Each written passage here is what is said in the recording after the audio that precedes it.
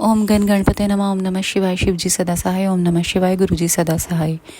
शिव जी की अष्टमूर्तियों का तथा अर्ध नारी नर रूप का सविस्तार वर्णन।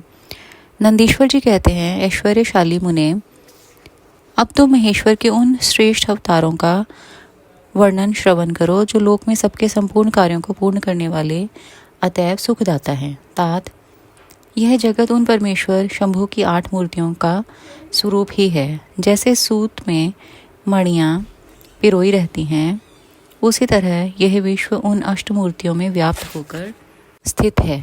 वे प्रसिद्ध 8 मूर्तियाँ ये हैं: शर्व, भव, रुद्र, उग्र, भीम, पशुपति, ईशान और महादेव।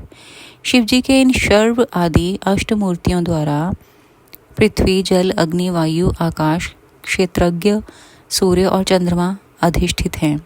शास्त्र का ऐसा निश्चय है कि कल्याणकर्ता महेश्वर का विश्वंभरात्मक रूप ही चराचर विश्व को धारण किए हुए है। परमात्मा शिव का सलिलात्मक रूप, जो समस्त जगत को जीवन प्रदान करने वाला है, भव नाम से कहा जाता है, जो जगत के बाहर भीतर वर्तमान है और स्वयं ही विश्व का भरण पोषण करता तथा स्पंदित होता है। उग्र रूपधारी प्रभु के उस रूप को सत्पुरुष उग्र कहते हैं। महादेव का जो सबको अवकाश देने वाला सर्वव्यापी आकाशात्मक रूप है, उसे भीम कहते हैं। वह भूत वृंद का भेदक है। जो रूप समस्त आत्माओं का अधिष्ठान, संपूर्ण क्षेत्रों में निवास करने वाला और जीवों के भवपाश का छेदक है, उसे पशुपति का रूप समझना चाहिए। महेश्वर का संपूर्ण जगत को प्रकाशित करने वाला जो सूर्य नामक रूप है, उसे ईशान कहते हैं। वह धूलोक में भ्रमण करता है। अमृतमयी रश्मियों वाला जो चंद्रमा संपूर्ण विश्व को आह्लादित करता है, विश्व का वह रूप महादेव नाम से पुकारा जाता है। आत्मा परमात्मा शिव का 8वां रूप है। यह मूर्ति अन्य मूर्तियों की व्यापिका है, इसलिए सारा विश्व शिवमय है। जिस प्रकार वृक्ष के मूल को सींचने से उसकी शाखाएं पुष्पित हो जाती हैं, उसी तरह शिव का पूजन करने से शिव स्वरूप विश्व परिपुष्ट होता है। जैसे इस लोक में पुत्र पौत्र आदि को प्रसन्न देखकर पिता हर्षित होता है, उसी तरह विश्व को भली भांति हर्षित देखकर शंकर को आनंद मिलता है। इसलिए यदि कोई किसी भी देहधारी को कष्ट देता है तो निस्संदेह मानो उसने अष्टमूर्ति शिव का ही अनिष्ट किया है। सनत कुमार जी, इस प्रकार भगवान शिव अपनी अष्टमूर्तियों द्वारा समस्त विश्व को अधिष्ठित करके विराजमान हैं। अतः तुम पूर्ण भक्ति भाव से उन परम कारण रुद्र का भजन करो। प्रिय सनत कुमार जी, अब तुम शिव जी के अनुपम अर्धनारी नर रूप का वर्णन सुनो। महाप्राज्ञ, वह रूप ब्रह्मा की कामनाओं को पूर्ण करने वाला है। सृष्टि के आदि में जब सृष्टिकर्ता ब्रह्मा द्वारा रची हुई सारी प्रजाएं विस्तार को नहीं प्राप्त हुईं, तब ब्रह्मा उस दुख से दुखी हो चिंताकुल हो गए। उसी समय यों आकाशवाणी हुई, ब्रह्मन, अब मैथुनी सृष्टि की रचना करो। उस व्योम वाणी को सुनकर ब्रह्मा ने मैथुनी सृष्टि उत्पन्न करने का विचार किया, परंतु इससे पहले नारियों का कुल ईशान से प्रकट ही नहीं हुआ था। इसलिए पद्मयोनि ब्रह्मा मैथुनी सृष्टि रचने में समर्थ न हो सके।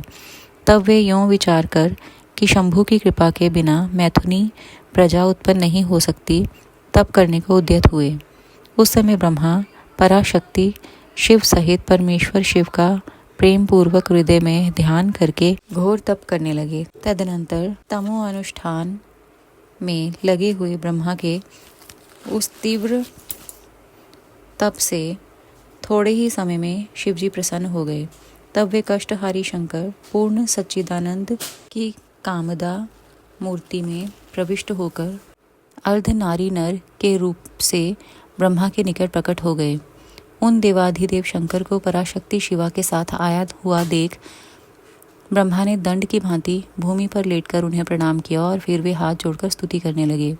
तब विश्वकर्ता देवाधिदेव महादेव महेश्वर परम प्रसन्न होकर ब्रह्मा से मेघ की सी गंभीर वाणी में बोले। ईश्वर ने कहा, महाभागवत्स, मेरे प्यारे पुत्र पितामह, मुझे तुम्हारा सारा मनोरथ पूर्णतया ज्ञात हो गया है। तुमने जो इस समय प्रजाओं की वृद्धि के लिए घोर तप किया है, तुम्हारे उस तप से मैं प्रसन्न हो गया हूँ और तुम्हें तुम्हारा अभीष्ट प्रदान करूँगा। यूँ स्वभाव से ही मधुर तथा परम उदार वचन कहकर शिवजी ने अपने शरीर के अर्ध भाग से शिवा देवी को पृथक कर दिया।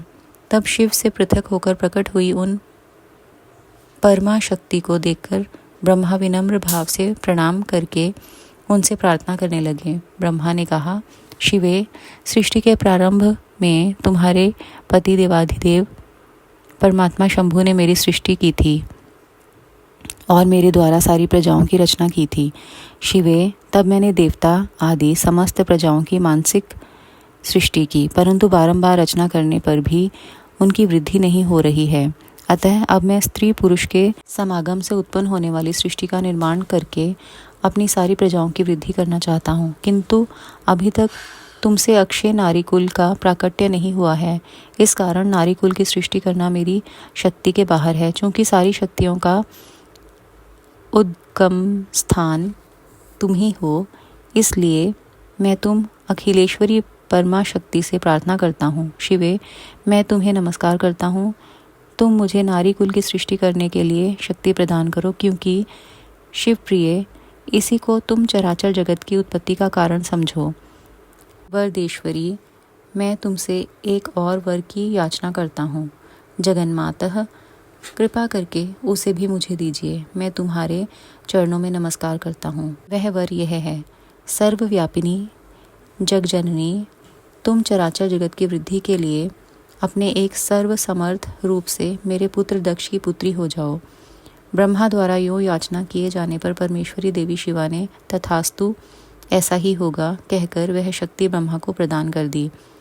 सुतरां जगन्मयी शिव शक्ति शिवा देवी ने अपनी भौहों के मध्य भाग से अपने ही समान प्रभा वाली एक शक्ति की रचना की। उस शक्ति को देखकर देवश्रेष्ठ भगवान शंकर, जो लीलाकारी, कष्टहारी और के सागर हैं, हंसते हुए जगदम्बिका से बोले।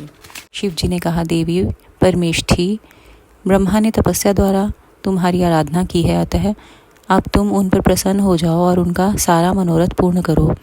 तब शिवा देवी ने परमेश्वर शिव की उस आज्ञा को सिर झुकाकर ग्रहण किया और ब्रह्मा के कथनानुसार दक्ष की पुत्री होना स्वीकार कर लिया। मुने, इस प्रकार शिवा देवी ब्रह्मा को अनुपम शक्ति प्रदान करके शंभु के शरीर में प्रविष्ट हो गईं। तत्पश्चात भगवान शंकर भी तुरंत ही अंतर्ध्यान हो गए। तभी से इस लोक में स्त्री भाग की कल्पना हुई और मैथुनी सृष्टि चल पड़ी।